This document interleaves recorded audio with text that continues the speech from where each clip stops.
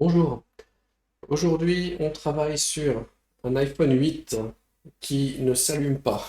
Donc quand je le branche, par exemple,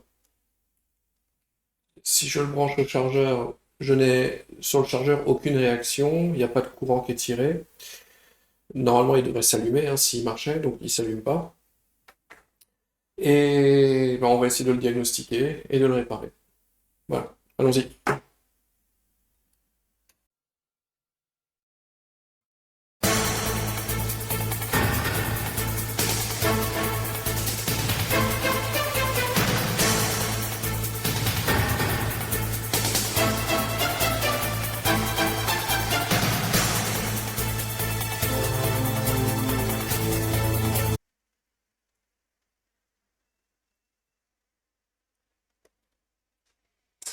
On va passer sur l'autre vue.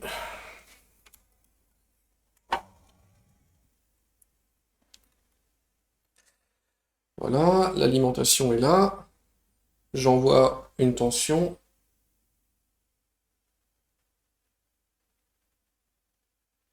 Ah, ok.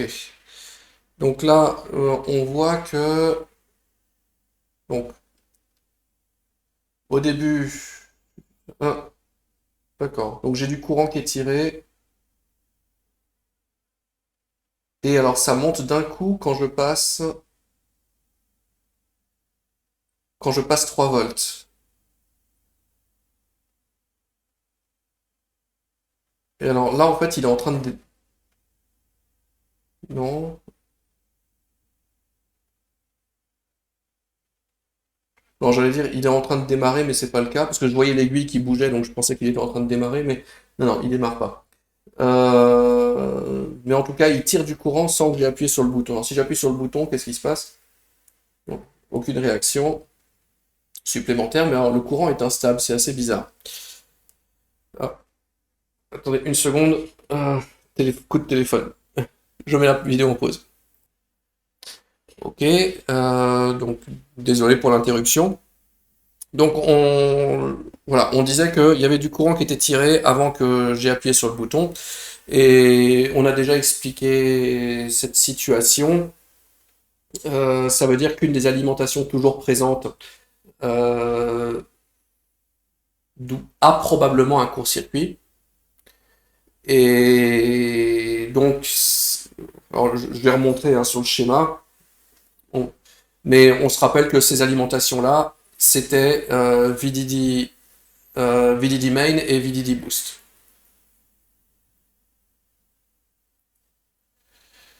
Alors, où est mon schéma? Le voilà.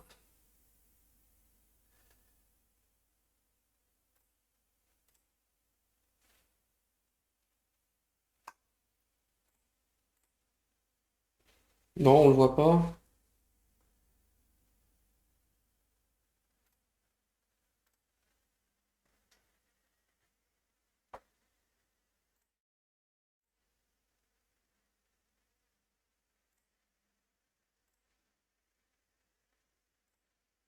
Ah, le voilà. Ok. Tic.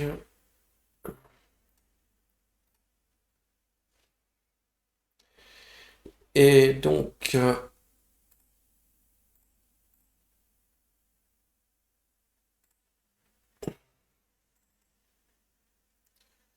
voilà, donc c'était sur ce diagramme qu'on pouvait voir cette histoire.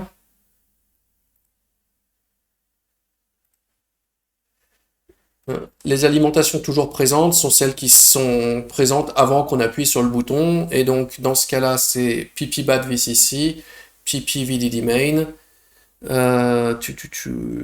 puis DDLD ou VDD bug. Donc, ça, en fait, c'est VDD main qui change de nom. Tout ça, c'est VDD main qui change de nom. Et puis ici, pp VDD boost. Voilà. Donc, c'est sur une de ces deux alimentations qu'on s'attend à avoir un court-circuit. Donc, on va essayer de trouver où il est. Ensuite, de mémoire,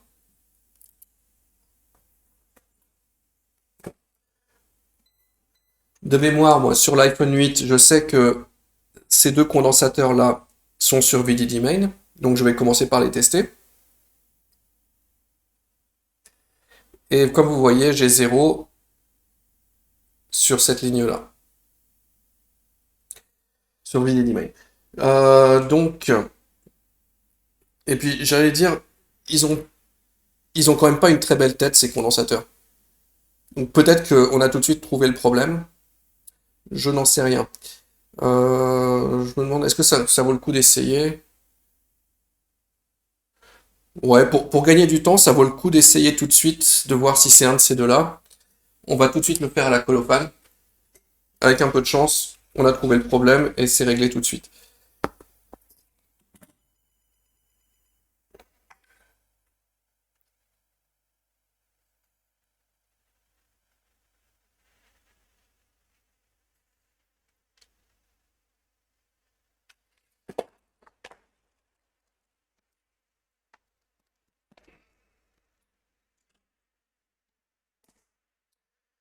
Voilà, je vais appliquer une tension sur VDD main et voir si la colophane va prendre ou pas.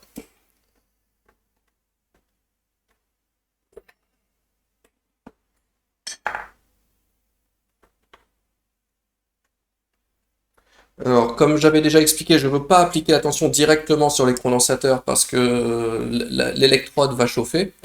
Je cherche un point un petit peu éloigné. Donc, qu'est-ce qui est accessible ici? Tuc. Voilà. Alors, ce point-là est sur VDD main. Donc, allez, on essaye de voir si ça fond.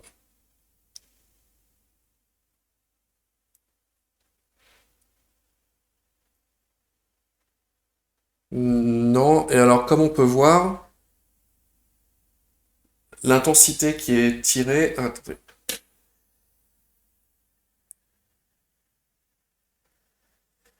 Alors, on a une intensité qui est pas très forte quand même, donc c'est pas assez fort pour faire fondre la colophane, ça, du 250 milliampères. Non. On va augmenter un petit peu la tension.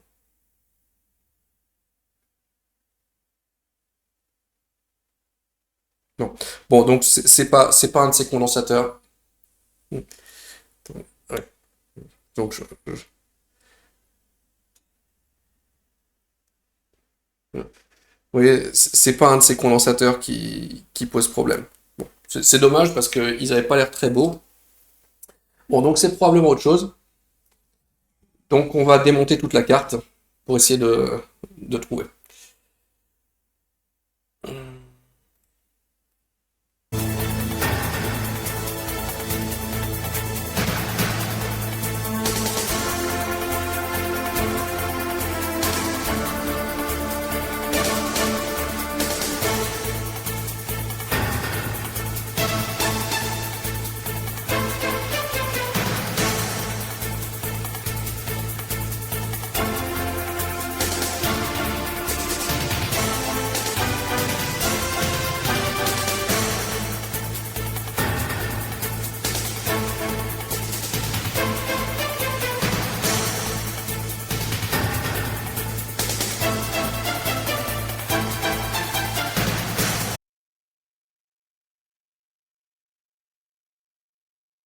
Donc on voit que ça a l'air de chauffer de ce côté-là.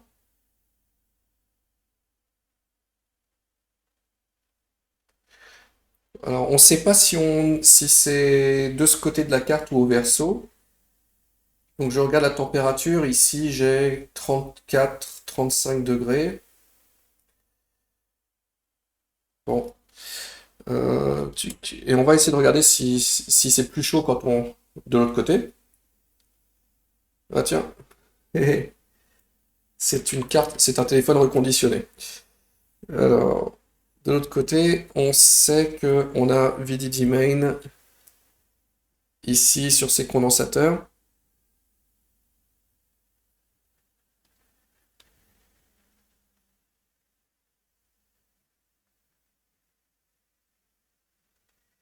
Et alors là, j'ai 40... Non, j'ai 40 degrés ici.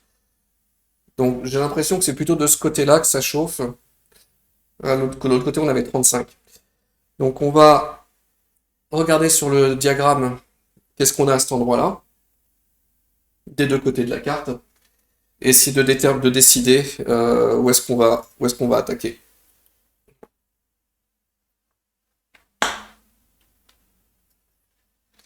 Donc c'était dans cette zone-là, juste en dessous du SSD. Tiens, regarde. On remarque aussi que là, il y a un condensateur qui a été retiré à cet endroit-là. Bon, donc c'est une carte qui a déjà été travaillée. Et puis on voit que le SSD a déjà été remplacé. Bon, d'accord. Vas-y, il y a toujours des bonnes surprises quand on achète du reconditionné, hein. Mais bon. Ok. Alors,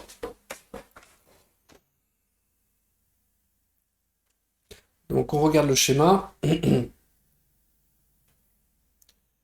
Alors, VDD main, bon, donc là, ça c'était l'endroit où ça chauffait, par ici. Et on voit que du VDD main, bah, par exemple, on a ce condensateur, on a cette puce. Donc, peut-être que c'est ici, hein? C'est quoi ça? Ouais. Donc, on va retirer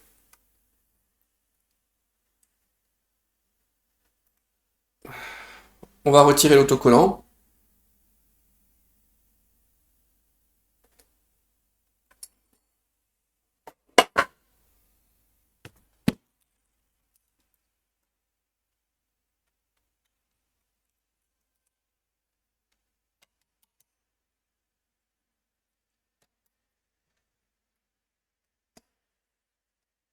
Là, je mets la carte sur mon support et on va essayer d'enlever cet autocollant qui protège l'arrière.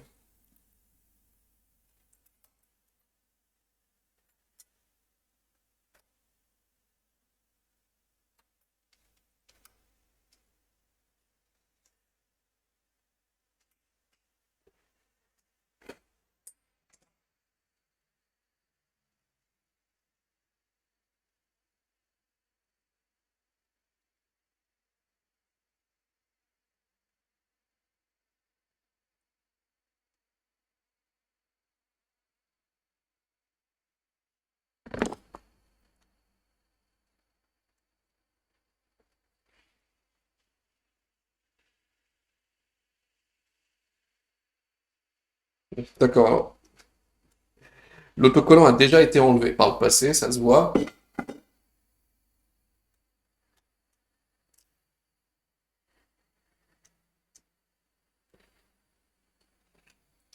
D'accord. Et donc on soupçonne. Oh. Bon, alors je crois que. Je sais pas si ça se voit là à à la caméra, mais la puce ici, elle est un peu bombée. Et c'est possible qu'elle soit morte.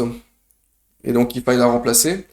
Donc on va refaire un coup de caméra thermique pour voir si c'est bien elle qui chauffe, ou si c'est le condensateur à côté, ou si c'est autre chose.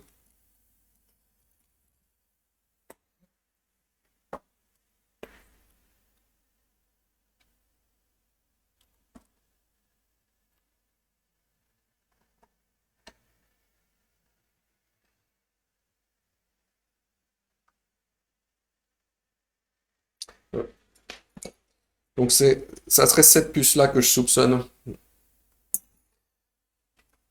Oui, on rebranche la caméra thermique.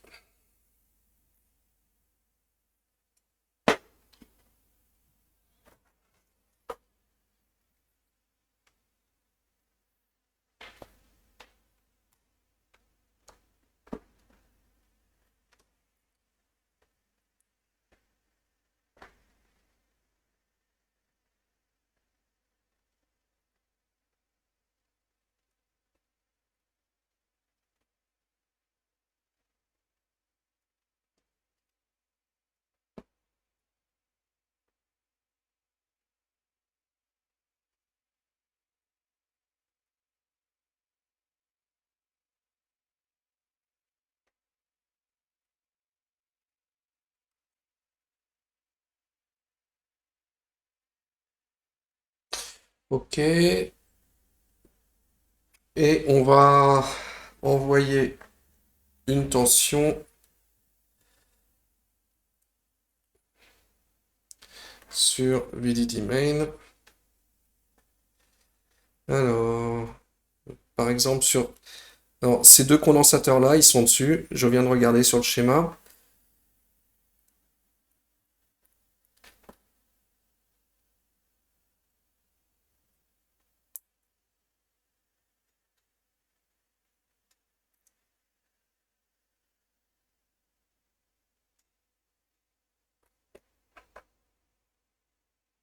Ils sont... Ouais, c'est ça. Ces deux condensateurs-là sont dessus.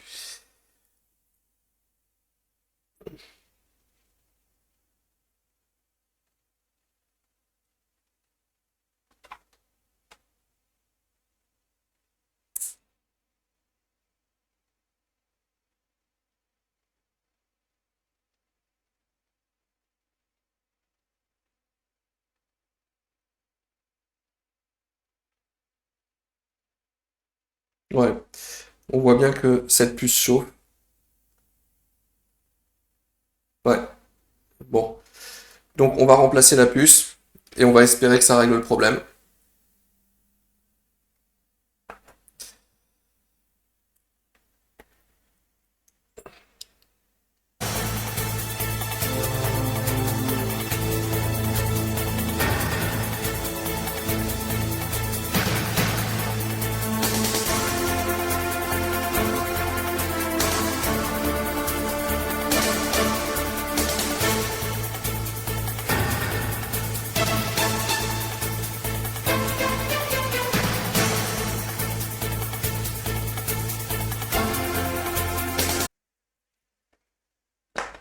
Alors, avant de la remplacer, moi, c'est une bonne habitude que j'ai, c'est à chaque fois que je fais une opération, je regarde ce qui a changé dans le système. Donc là, j'ai retiré la puce, j'ai plus de court-circuit sur VDD main, donc je me dis que peut-être la carte peut démarrer maintenant. Parce que après, si je remplace par une autre puce et que ça démarre pas, je ne peux pas savoir si c'est parce que la nouvelle puce que j'ai mise est mauvaise ou alors si c'est autre chose. Donc je dois m'assurer avant de faire la prochaine opération, je dois m'assurer que la carte démarre, ou en tout cas que le problème que j'avais constaté au début n'est plus là. Donc on va brancher la carte.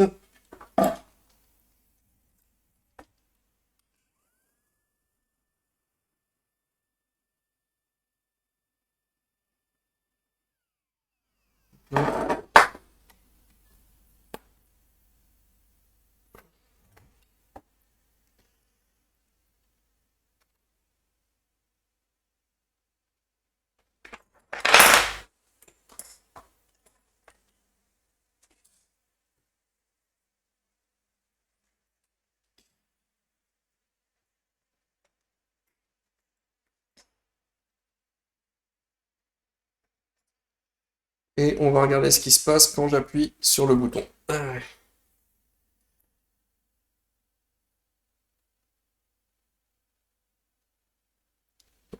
Donc là, vous voyez déjà, je n'ai plus de courant qui est tiré lorsque j'applique une tension. Et puis, pour le démarrer, il faut appuyer, je crois, sur ce bouton.